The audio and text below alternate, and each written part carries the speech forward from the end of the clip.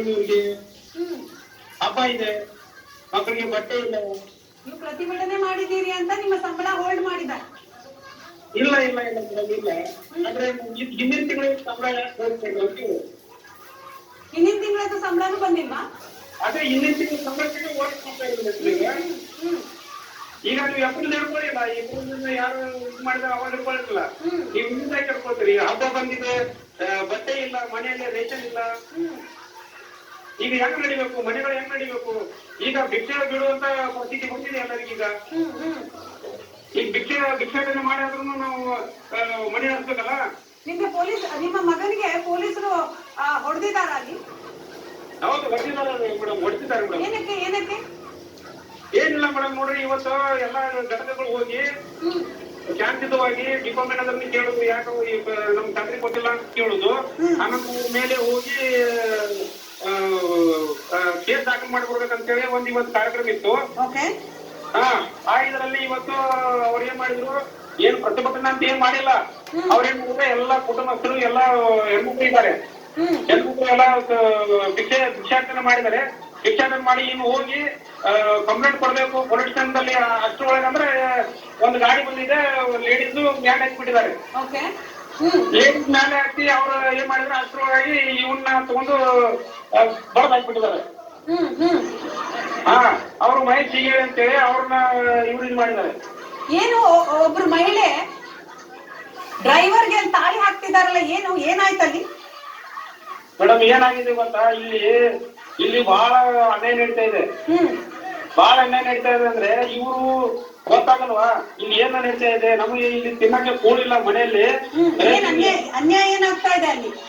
ಅನ್ಯಾಯ ಅಂದ್ರೆ ಚಾಲ್ತಿ ಕೊಟ್ಟಿಲ್ಲಲ್ಲ ಮೇಡಮ್. ಹೌದು, ಚಾಲ್ತಿ ಕೊಟ್ಟಿಲ್ಲ. ಅಲ್ಲ, ಅಲ್ಲಿ ನಿರ್ವಾಹಕನ ಮೇಲೆ ಅಲ್ಲಿ ಎಲ್ರು ಮುಗಿ ಬಿದ್ದಿದಾರಲ್ಲ, ಯಾಕೆ ಬಸ್ ತೆಗ್ದ್ರು ಅಂತಾನ? ನೋಡ್ರಿ ಮೇಡಮ್, ಬಸ್ ಅಂದ್ರೆ ನೋಡ್ರಿ, ಬಸ್ ನೀವು ತೆಗೀರಿ ಬಾರಂಗಿಲ್ಲ, ಅರ್ನಿಂಗ್ ಕೊಡ್ಬೇಕಲ್ಲ. ನೀವು ಬರೇ ಸುಮ್ಮನೆ ಬಸ್ ಹೊರಗಡೆ, ನೀವು ಹೊರಗಡೆ ತೋರಿಸಿ ಮಾತ್ರ ಬಸ್ ತೆಗಿತಾ ಇದೀರಿ. ಅಲ್ಲಿ ಅರ್ನಿಂಗ್ ಏನಾಗ್ತಾ ಇದೆ ನೋಡಿದಿರಾ? ಅಲ್ಲ, ಅದು ಸರ್ಕಾರದ ತಲೆನೋವು ಅಲ್ವಾ? ತಲೆನೋವು. ಈಗ ಯಾಕೆ ಇದು ಮಾಡ್ಬೇಕು? ಬಸ್ ಬೇರೆಯವ್ರ ಬಸ್ ಓಡಿಸೋದ್ರಲ್ಲಿ ನಿಮ್ಗೇನ್ ತಕರಾರಿಲ್ಲ. ಯಾರ್ ಕೆಲ್ಸಕ್ ಬರ್ತಾರೋ ಅವ್ರು ಬಂದು ಬಸ್ನ ಓಡಿಸ್ಬೋದು.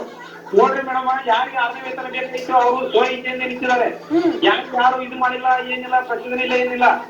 ಈಗ ಇಷ್ಟು ವರ್ಷದಲ್ಲಿ ಈ ರೀತಿ ಹೋರಾಟ ಮಾಡಿದ್ರೆ ಪ್ರತಿಯೊಬ್ಬ ಕಾರ್ಮಿಕರಲ್ಲಿ ಯಾವ ರೀತಿ ನೋಡ್ಬೇಕು ಅಂತ ತಿಳ್ಕೋಬೇಕು ಫಸ್ಟ್. ಈ 4 ವರ್ಷದಲ್ಲಿ ಇಂಥ ಹೋರಾಟ ಯಾವಾಗ ಆಗಿಲ್ಲ. ಸಿದ್ದರಾಮಯ್ಯ ಅವರೇ, ನಿಮ್ಮ ಸಮಸ್ಯೆ ಇದೆ, ನೀವು ಬೇಡಿಕೆಗಳನ್ನ ಮುಂದಿಡ್ತಾ ಇದ್ದೀರಿ, ಅದು ಒಂದು ಭಾಗ. ಈಗ ಅಲ್ಲಿ ಡ್ರೈವರ್ ಮೇಲೆ ಎಲ್ರು ಮುಗಿ ಬಿದ್ದಿದ್ದಾರೆ.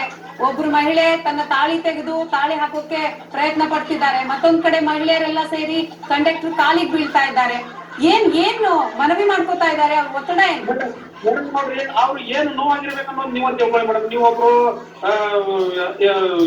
ಸಿದ್ದರಾಮಯ್ಯ ನಿಜ, ನಮಗೆ ನಿಮ್ಮ ಸಮಸ್ಯೆ ತಿಳ್ಕೊಬೇಕಾಗಿರುವಂತದ್ದು ಸರ್ಕಾರ ಮುಂದೆ ಬರ್ತಾ ಇಲ್ಲ. ಅವರು ನೀವು ಬಿಡೆ ನಾ ಕೊಡೆ ಅಂತ ಹೇಳ್ತಿದ್ದಾರೆ. ಹೆಂಗೆ ಪರಿಸ್ಥಿತಿ ಮುಂದೆ? ಮೇಡಮ್ ನೋಡ್ರಿ, ಎಲ್ಲಿವರೆಗೆ ಇದು 6ನೇ ವೇತನ ಕೊಡಲು ಅಲ್ಲಿವರೆಗೆ ಈಗ ಇಷ್ಟು ದಿನ ಏನಾಯ್ತು, ಇಷ್ಟು ದಿನ ಬರೀ ಕಾರ್ಮಿಕರು ಬೀದಿಗೆ ಇಳಿದಿದ್ರು. ಈಗ ಕಾರ್ಮಿಕ ಅವಲಂಬಿತರು ಬೀದಿಗೆ ಇಳಿದಿದ್ದಾರೆ. ಈಗ ಏನಾಗಿದೆ, ನಾವು 1,30,000 ಜನ ಇದ್ದೀವಲ್ಲ, ಈಗ ಅದ್ರ 4 ಪಟ್ಟು ಆಗ್ಬಿಟ್ಟಿದೆ ಮೇಡಮ್. ಈಗ ಏನ್ ಮಾಡಕ್ಕಾಗಲ್ಲ, ಅವರೆಲ್ಲ ಇಳಿದ್ರು. ಅಲ್ಲಿ ಮಟ್ಟಿಗೆ ಯಾಕೆ ಇವ್ರು ತರಬೇಕು ಸರ್ಕಾರದವರು? ನಿಮ್ ಪ್ರತಿಭಟನೆ?